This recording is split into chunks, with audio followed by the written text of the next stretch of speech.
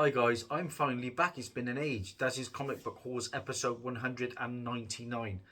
Apologies for being away guys, but I've been so busy with the kids and chess and athletics and football and you name it. But this past Saturday I went down into Bristol, hit up two shops, Excelsior Comics and one of my favourites, Area 51. But before I continue and bring these books to you guys, if I could perhaps ask you for a subscription, a like, a share, a comment, ding that bell for notifications. It all really helps my low grade productions. Okay guys, so like I said, I haven't done a haul video in some time because I just haven't had the time to get out there. But I headed down to Bristol. Firstly, I went to Area 51, which is one of my favourite shops.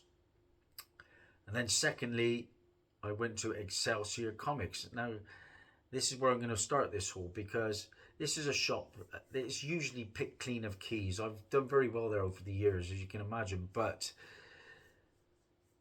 the premises recently moved to a different venue. I was chatting to the owner. They've got a massive backstock still in upstairs in the old shop, which they're going to bring in at some point, maybe around November time. So I had a look, and as always, like I say, a lot of the books are nothing books now, and they're dollar bin books basically.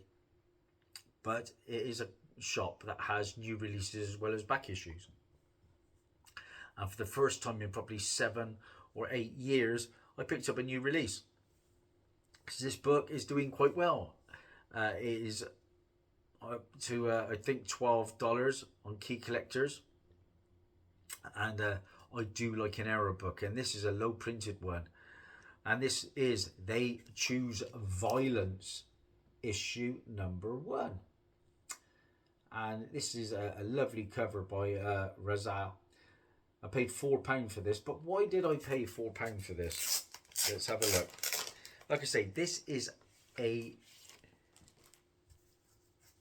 error book, and this is a book that has the same page, which is page 5, printed twice. There you go. And then you turn the cover. Turn the page, and you get it again.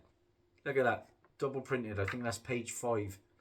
So I do like error books, and that comes from a little known company.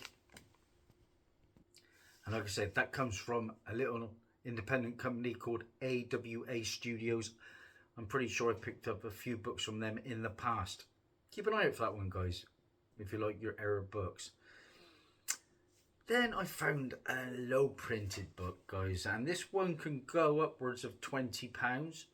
I've seen it closer to 40 on eBay. It's a tough one to find. I have looked for it before.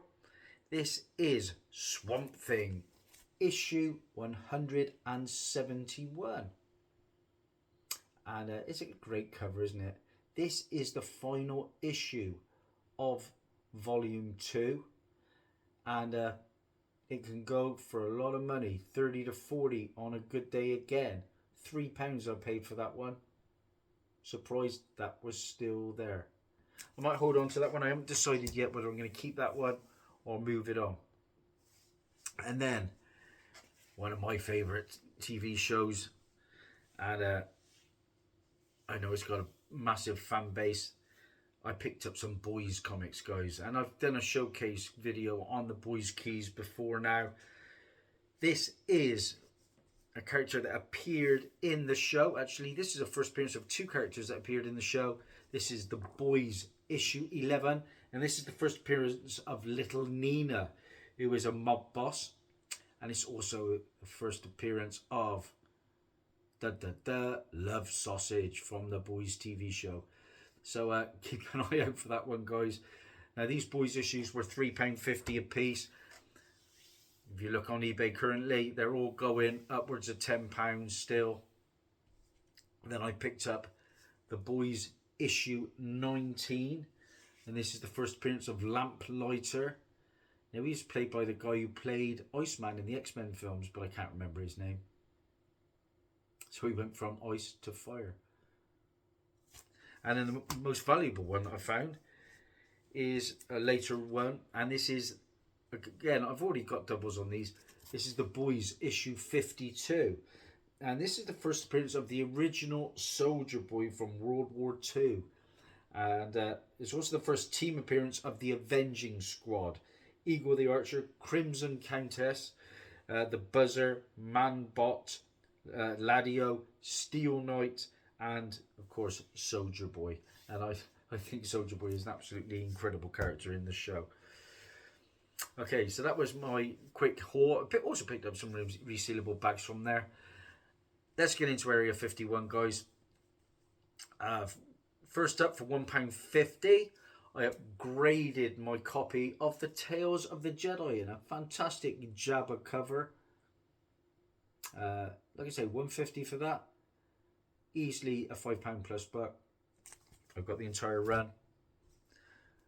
Then I paid £3 for this, but looking online, this one can go for around about 12 to 15. So it was a no-brainer, really. Shadows of the Empire from Dark Horse, issue number 5.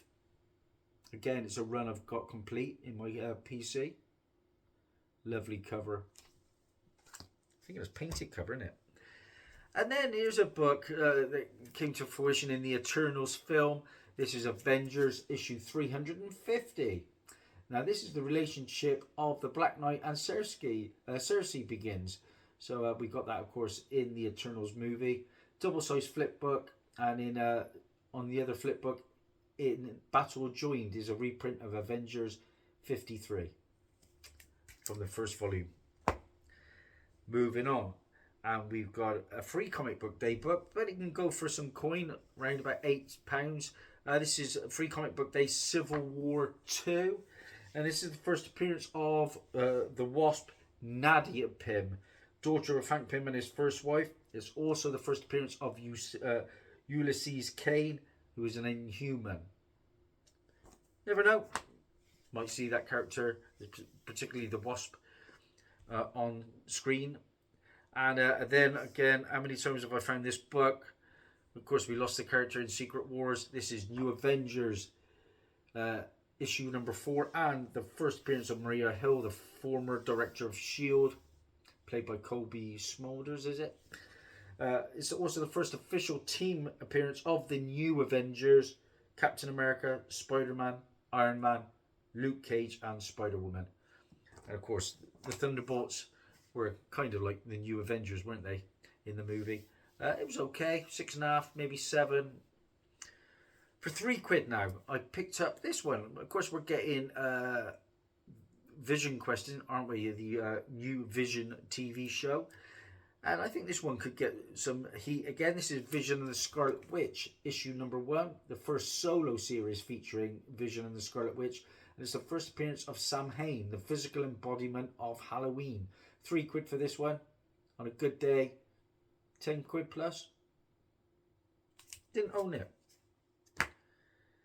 And then for £1.50, I found this one. And this cover can go for 6, 7, 8 quid.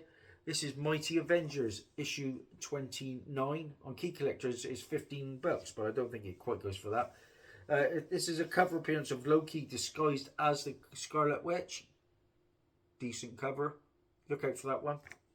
Now, this next book, all I've seen it is on eBay for about 25 quid. It's a crossover, and there's a lot of talk about crossovers at the moment. And this comes from, I think, 1995. This is DC and Marvel presents Superman and Spider-Man. And in this issue, they fight Parasite and, of course, Doctor Doom. Again, it looks like a painted cover. I do like a good crossover. I've got several with Spider-Man. And then the final books, guys, in this short little haul. For £20, I picked up 10 books, all from the same run. Worked out at £2 a piece, guys. Bargain. First, and it is the X Factor run. Issue number 1 is the first team appearance of X Factor, the original X-Men, Cyclops, Jean Grey, Beast, Iceman, and Angel. First appearance of Cameron Hodge, a human who passionately hated mutants. First appearance of Rusty Collins, a mutant with the ability to manipulate fire. Of course, we got him in the Deadpool movie, didn't we? Deadpool 2. So, yeah, Still around about a £10 book. X Factor number 1. You're going to know where this is going.